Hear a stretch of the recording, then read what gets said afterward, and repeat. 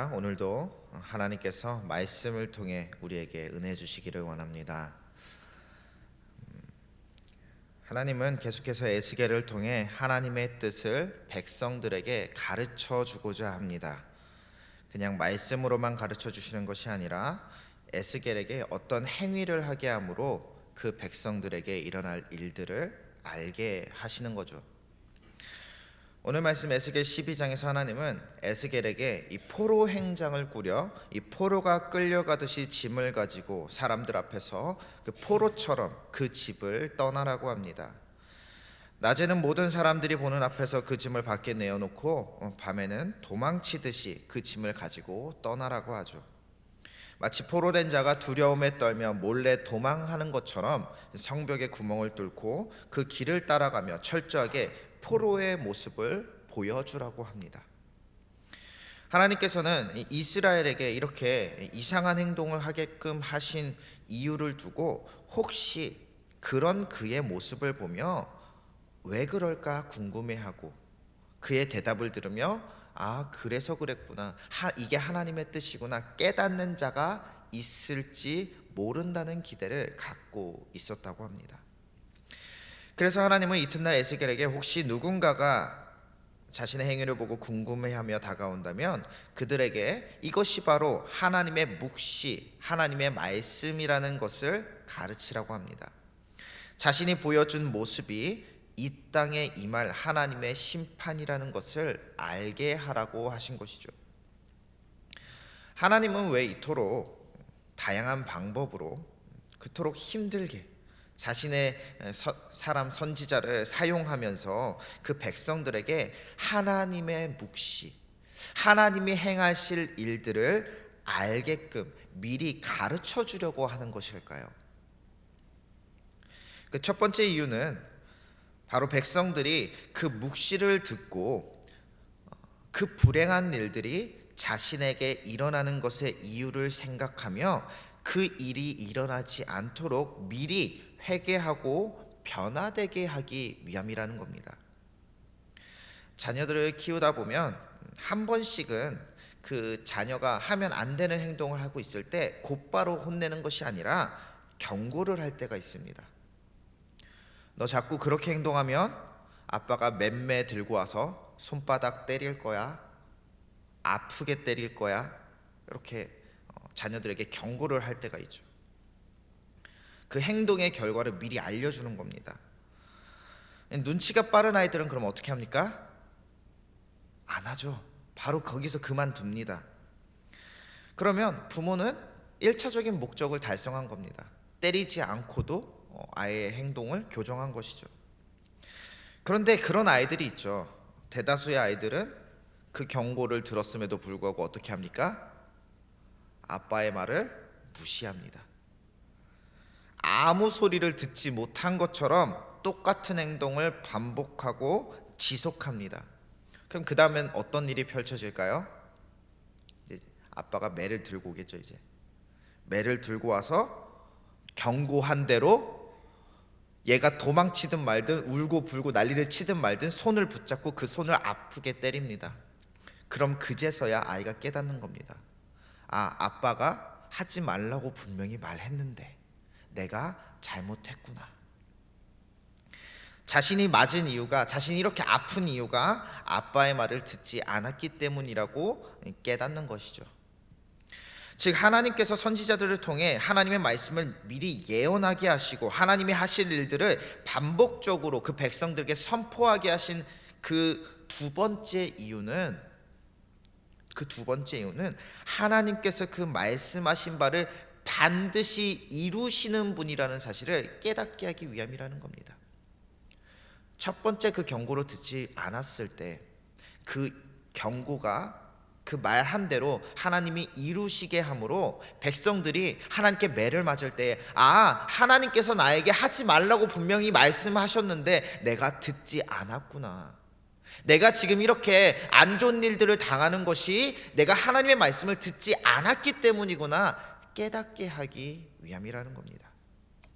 그래서 오늘 말씀들을 보면 하나님께서 그들에게 일어날 어떤 일들을 말씀하신 후에는 그 모든 일들이 그들에게 일어났을 때 그들이 바로 여호와 하나님이 누구인지 알게 될 것이다. 하나님은 지금 그 기대를 하고 있는 겁니다. 자신들에게 일어난 일들을 보며 하나님께서 우리에게 일어날 일들을 미리 알려주셨는데, 말씀해 주셨는데 내가 그 말씀을 듣지 않고 무시했구나 생각나게 하신다는 거예요. 그러기 위해서 미리 알려주신다는 겁니다. 너 자꾸 그러면, 자꾸 이런 행동하면 세게 맞을 거야, 이렇게 알려주시는 거죠. 그럼 당연하게도 이렇게 깨달은 그들에게 하나님의 말씀이 다시 들려올 때 그들의 반응은 어떻게 되겠습니까? 하나님께서 나에게 심판의 말씀을 또 주시네? 그러면 나에게 도대체 뭐가 문제가 있는 걸까? 내가 지금 하나님 앞에서 무슨 잘못을 하고 있는 것일까? 무슨 잘못을 하고 있길래 하나님께서 또 나에게 이런 심판의 말씀을 주시는 것일까? 찾게 된다는 겁니다. 하나님은 왜 나에게 심판의 말씀을 주셔서 나에게 안 좋은 일이 있을 것이라고 말씀하시지? 생각하고 말씀을 찾아보기 시작하는 것이죠. 기도하기 시작하는 겁니다. 그리고 순종하려고 부단히 노력하게 되겠죠. 한번 맞아본 애들은 그렇습니다. 그러므로 하나님께서 우리에게 미리 예언하시고 하실 일들을 알려주시는 이유, 그 세 번째는 바로 하나님을 경외하는 마음으로 그 음성에 귀를 기울이며 자신들의 죄악들을 돌아보고 계속해서 회개와 변화로 하나님 앞에 나아가게 하기 위함이라는 겁니다. 그래서 하나님은 25절에서 나는 여호와라, 내가 말하리니 내가 하는 말이 다시는 더디지 아니하고 응하리라. 반역하는 족속이여, 내가 너에게 생전에 말하고 이루리라. 나 주 여호와의 말이니라 하셨다 하라. 이렇게 말씀하시죠. 다시는 하나님께서 하신 말씀이 나에게 일어나지 않을 것이라는 그 안일함 속에서 살아가게 하지 않으시려고 그들이 살아있을 때 그들에게 선포하시고 그들이 살아있을 때 그 말씀이 다 이루어지게 하시겠다 합니다. 그러니 우리는 하나님의 말씀을 잘 살펴봐야 하는 것이죠. 하나님께서 나에게 어떤 말씀을 하셨는지, 어떤 것들을 경계하라고 하셨고 어떻게 살아가라고 하셨는지를 기억하고 실천해야 하는 겁니다. 실천하도록 노력해야 하는 겁니다. 그런데 이 한국교회에 지금 너무나도 안타까운 현실들이 계속 펼쳐지고 있죠. 하나님이 하신 말씀을, 하나님이 무슨 말씀을 하셨는지 분명히 듣고 말씀으로 읽었음에도 불구하고 무엇을 해야 하고 무엇을 하면 안 되는지 알고 있음에도 불구하고 말씀대로 살아가려고 하지 않는다는 겁니다. 말씀대로 살지 않아도 자신에게 아무 문제가 없을 것이라고 착각하며 산다는 것이죠. 믿음으로 구원을 받는다는 그 말에 내 행위가 전혀 없어도, 하나님의 말씀은 전혀 듣지 않아도 상관없다는 말로 오해하고 곡해하는 사람들이 한국교회 안에 너무도 많다는 겁니다. 얼마 전에 한 집사님과 기도와 말씀 묵상에 대해 함께 이야기를 나눈 적이 있습니다. 하나님의 말씀 어디를 보아도 기도하지 않고 말씀 묵상하지 않고 자기 뜻대로만 살아가는데 하나님께 쓰임받고 복을 얻는 사람은 없다는 내용이었습니다. 이제 하나님을 만나고 예수 그리스도를 구주로 영접한 우리는 자연스럽게 기도가 얼마나 중요한 것인지, 말씀을 묵상하는 시간이 얼마나 중요한 것인지 알게 되죠. 다 알고 있습니다. 그거 모르는 사람 없습니다. 하나님께서는 기도하는 사람들을 만나주시고 말씀을 묵상하는 사람들을 사용하신다는 사실을 함께 그 집사님과 나누는데, 정작 20년 이상 교회를 다니고 여러 봉사를 하면서도 또 무거운 직분을 받아 하나님의 일을 행하는 수많은 그리스도인들이 있는데, 이 사람들이 가장 기본적인 그 말씀 묵상과 그 기도 생활을 등한시하고 있다는 겁니다. 이 새벽 제단만 봐도 우리 교회 주일날 모이는 사람이 몇 명입니까? 근데 이 자리에 모이는 사람이 몇 명입니까? 1%도 안 모이는 겁니다.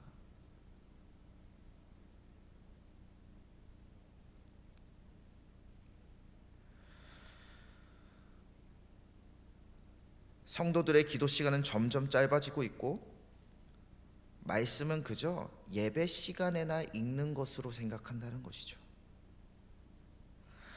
그런데 사실 이 말을 그 집사님과 나누는 순간 저는 제 자신이 먼저 찔림을 받았습니다.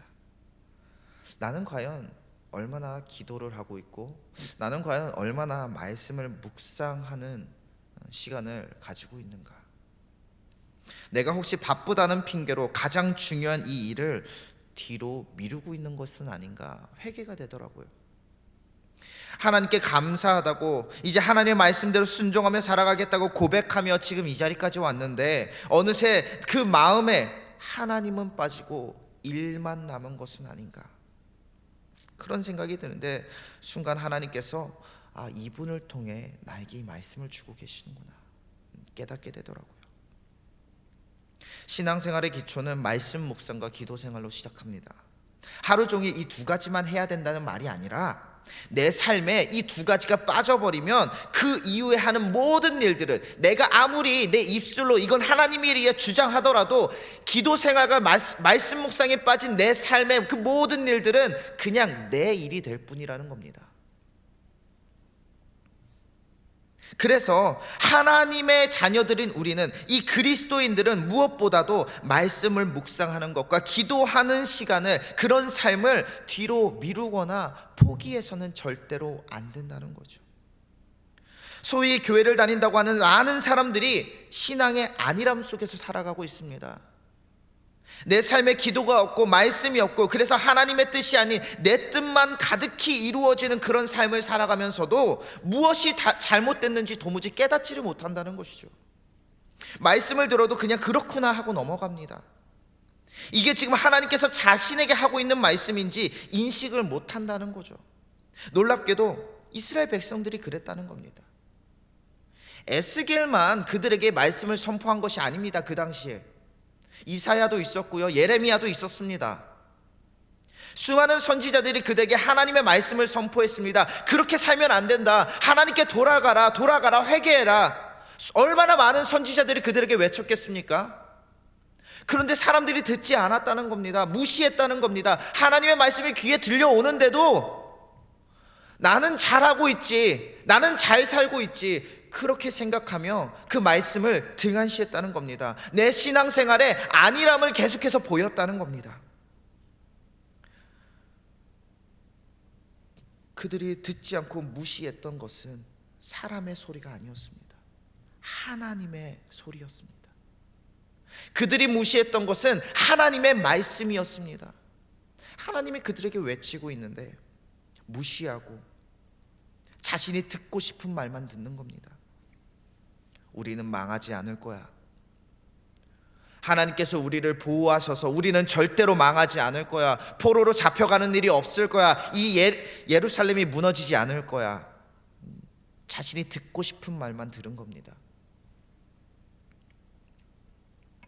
결국 그들의 최후는 우리가 잘 알고 있듯이 70년의 포로 생활, 이스라엘은 완전히 무너져 버리죠.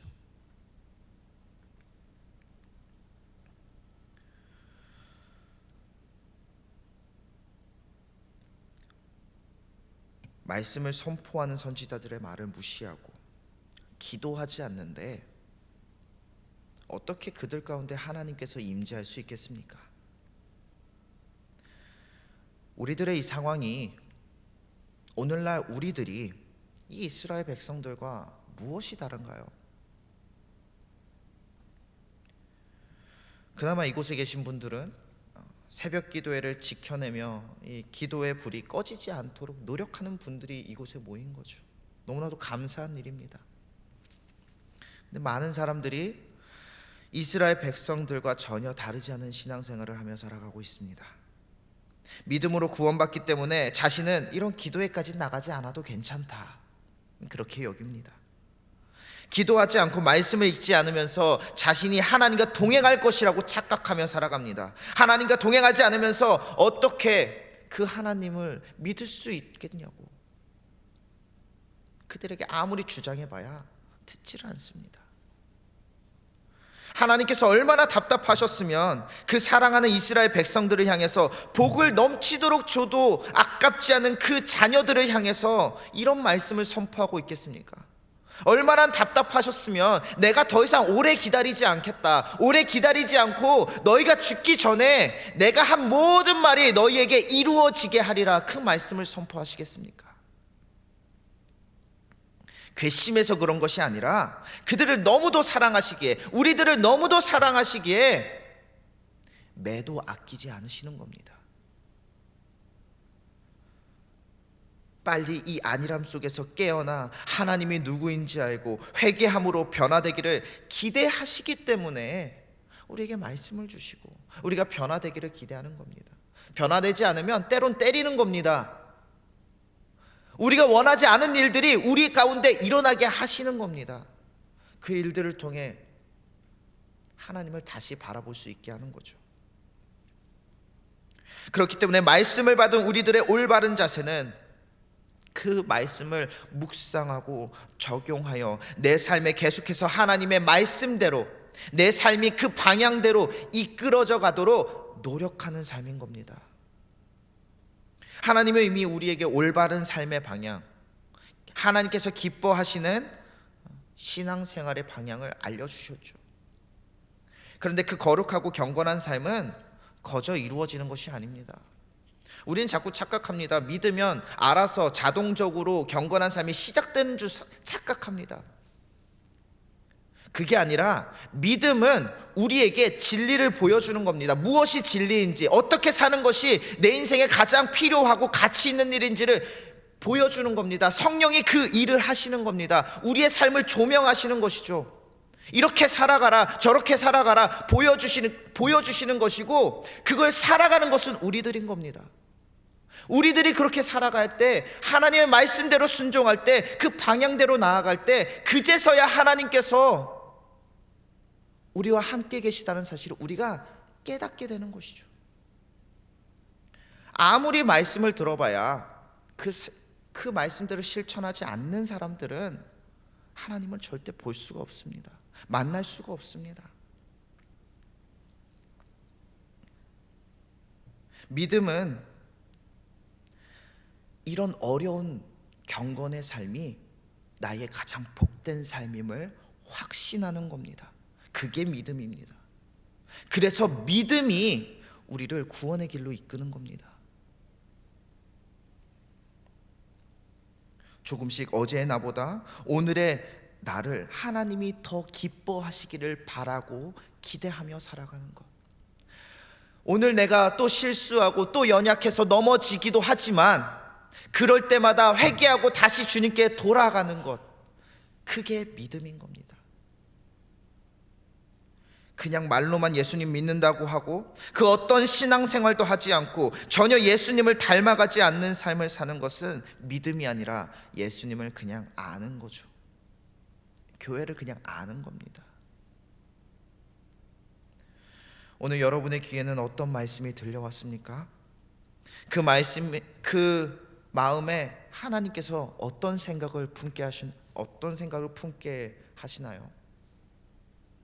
바라기는 들려오는 그 말씀에 순종할 수 있기를 바랍니다. 또한 오늘 함께 기도할 때에 순종할 수 있는 능력과 지혜를 달라고 요청하시며 하나님의 음성을 듣게 해달라고 간절히 간구하시길 바랍니다. 그래서 여러분의 삶이 그냥 예수님을 아는 삶이 아니라 예수님을 믿는 삶으로, 그 삶의 증거로 나타나기를 주님의 이름으로 축원합니다. 기도하겠습니다. 오늘도 아름다운 날들을 이 말씀으로 시작하게 하시고 기도로 주님을 찾게 하시니 감사합니다. 주님을 찾는 우리의 갈급함을 보시옵고 이 시간 우리를 만나 주시옵소서. 우리에게 주님의 음성을 들려주시고 우리가 그 음성에 반응하여 변화되는 복을 누리게 하여 주시옵소서. 우리 안에 신앙의 안일함이 있습니다. 그냥 편하게 신앙생활하고 내가 원하는 일만 하는 것으로도 충분하다는 생각에 사로잡혀서 주님의 마음을 보지 못했습니다. 용서하여 주시옵소서. 이제 우리에게 선포되는 주님의 말씀을 매일 기억하며 매일 주님 앞에 엎드려 기도하게 하시고 매일 말씀을 묵상하여 분별하는 지혜로 하나님의 뜻을 이루는 성도가 되게 하여 주시옵소서.